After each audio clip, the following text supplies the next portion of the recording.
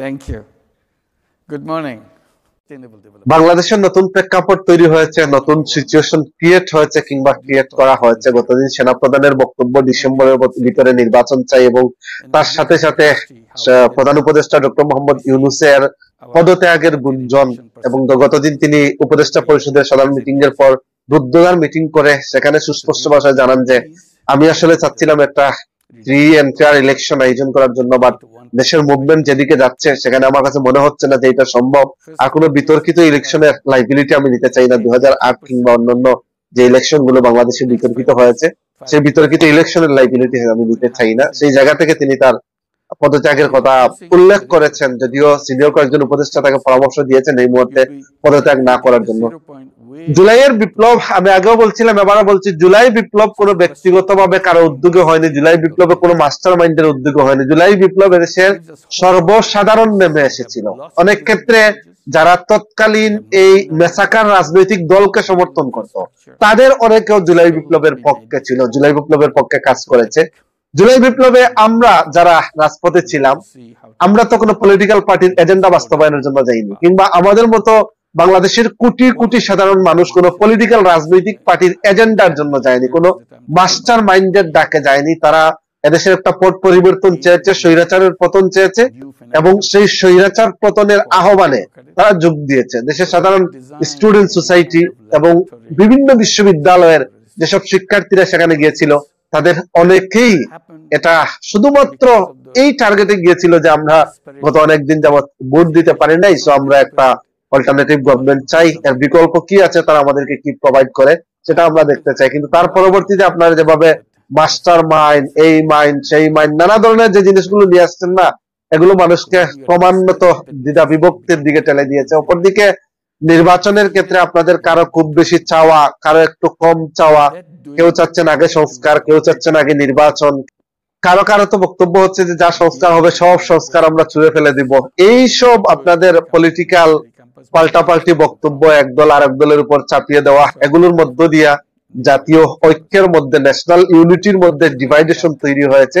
সেই ডিভাইডেশনের পরিপ্রেক্ষিতে বর্তমানে আমার কাছে মনে হচ্ছে সিচুয়েশনটা আসলে এই মুহূর্তে যাচ্ছে যেদিকে, সেটা হচ্ছে যে একটা জাতীয় সরকার, ন্যাশনাল গভর্নমেন্ট গঠন করা হতে পারে যেখানে সর্বদলীয় রাজনৈতিক নেতৃবৃন্দকে ইনক্লুড হতে পারে, এবং সেটা হলে অনেকটা খারাপ হবে না। প্রেক্ষাপট আসলে ওই দিকে যাচ্ছে মনে হচ্ছে।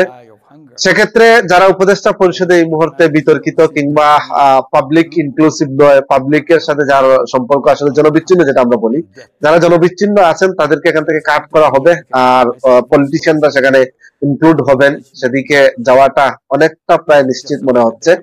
ডক্টর মোহাম্মদ ইউনূসের ক্ষেত্রে একটু বলতেই হয়, ডক্টর ইউনূস বাংলাদেশের নয়, শুধু পৃথিবীর একজন সম্পদ। এবং ডক্টর ইউনূস আপনাদের পলিটিশিয়ানদের যে পরিবারতান্ত্রিক কোটি কোটি টাকার দুর্নীতি, সেই দুর্নীতি কেন্দ্রিক কোন লোক নয়। পরিবারতান্ত্রিক লোকগুলোর মতো পলিটিক্সই তার রুটি রুজির একমাত্র মাধ্যম নয়। ডক্টর ইউনূসের একটা স্পিচের মধ্য দিয়ে তিনি মিলিয়ন অফ ডলার ইনকাম করেন। সুতরাং তার লাইফে আসলে ইনকামের কোনো ইন্টারেস্ট নাই।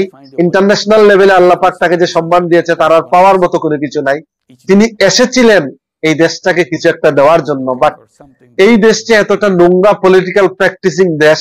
তিনি যেহেতু ওয়েস্টার্ন কমিউনিটিতে বেড়ে উঠেছেন এবং ওয়েস্টার্ন কমিউনিটিতে তিনি লাস্ট কয়েক বছর লাইফ লিড করেছেন, ওয়েস্টার্ন কালচারে তিনি মানে নিজের মন মানসিকতাকে প্রস্তুত করেছেন, তার জন্য এখানে থাকা আসলে অনেকটাই কঠিন। আর তিনি অন্যান্যদের মতো বাংলাদেশের যেসব চোর, ডাকাত, বাটপার পলিটিশিয়ানদের মতো ক্ষমতা আঁকড়ে ধরার মতো লোক নয়। ঠিক আছে, আমরা প্রথমেই যখন ইউনূস সাহেব এসেছিলেন তার দু একদিন পর থেকেই এটা বলা বলি হচ্ছিল যে ডক্টর ইউনূস যে ক্ষমতা চেপে ধরতেন। অনেকেই বলছিলেন যে ইউনূস এবার আসছে আর যাবে না।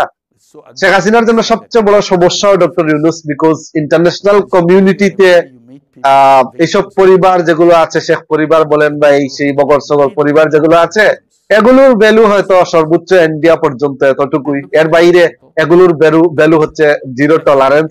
বাকি যা করতে হয় টাকার বিনিময়ে লবিস নিয়োগ করে করতে হবে, এর বাইরে তাদের আসলে তেমন কিছু নাই। বাট সেখানে ডক্টর ইউনূস একটা international figure, not only international figure but also he most important international figure. So তিনি তার জায়গা থেকে পদত্যাগের দাবি করতেই পারেন, তিনি চলে যাওয়ার কথা বলতেই পারেন। এবং তিনি প্রথম দিনই বলেছিলেন যে আমাকে আমার মতো কাজ করতে না দিলে আমি আসলে এখানে থাকবো না।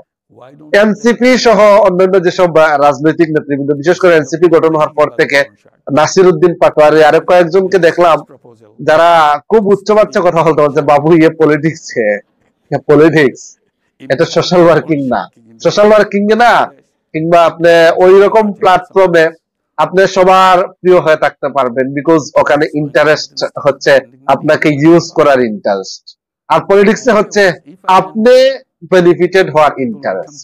ঠিক আছে, সোশ্যাল ওয়ার্কিং এ আপনি ভোট দিবেন একজনকে, আর পলিটিক্সে আপনি ভোট নেবেন। তো আপনি যখন ভোট নিতে যাবেন, এখানকার যারা প্রতিষ্ঠিত নেটওয়ার্ক রয়েছে তারা আপনাকে সহজেই ছেড়ে দিবে না। সো পলিটিক্সে অনেক হিসাব নিকাশ করে কথা বলতে হয়, স্পেশালি কমপক্ষে ইলেকশনের আগ পর্যন্ত ন্যাশনাল ইউনিটিকে ধরে রাখার জন্য আপনাদেরও উচিত ছিল আরেকটু সংযত থাকা, আরেকটু ভদ্র ভাষায় কথা বলা। आप तो अभी बच्चा है ना, पॉलिटिक्स में तो अभी बच्चा है, बहुत कुछ यहाँ पे सीखने का है। সো পলিটিক্সে আপনি এখনো, আপনারা যারা আসছেন, এটা এখনো ওই লেভেলে যেতে আপনাদের সময় লাগবে। পলিটিশিয়ানরা যে কোনো সময় আপনাদেরকে গেমিং এর কায়দায় ফেলে দিতে পারে। সর্বশেষ এই প্রেক্ষাপটের মধ্য দিয়ে হয়তো ন্যাশনাল গভর্নমেন্ট তৈরি করা হবে, ন্যাশনাল ইউনিটি আবারও জাগ্রত হবে, জাগ্রত করার চেষ্টা করা হবে, এবং অন্তত পক্ষে পলিটিশিয়ানদের মধ্যে একটা ইউনিটি গঠন হতেই পারে। বিএনপি যে কয়েকটা দাবি, তার মধ্যে অন্যতম গুরুত্বপূর্ণ ঢাকা সিটিতে ইলেকশন অবৈধ, বাট ইশরাক হোসেন সাহেবের শপথের বৈধতার দাবি, এটা আসলে আইনি প্রসেসিং, এই বিষয় নিয়ে আমাদের কথা না বলা উচিত, যেহেতু এটা আইনি বিষয়। তারপরেও রাজপথে এই দাবিগুলো না অনেকটা গভর্নমেন্টকে কটকা দিচ্ছে।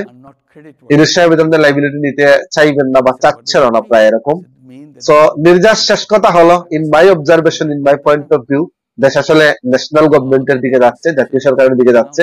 এই প্রেক্ষাপট তৈরি করা হলো, গ্রাউন্ড তৈরি করা হলো জাতীয় সরকার গঠনের জন্য, এবং এই গ্রাউন্ডের উপর ভিত্তি করে জাতীয় সরকার গঠন হবে এমনটাই প্রত্যাশা করা যেতে পারে।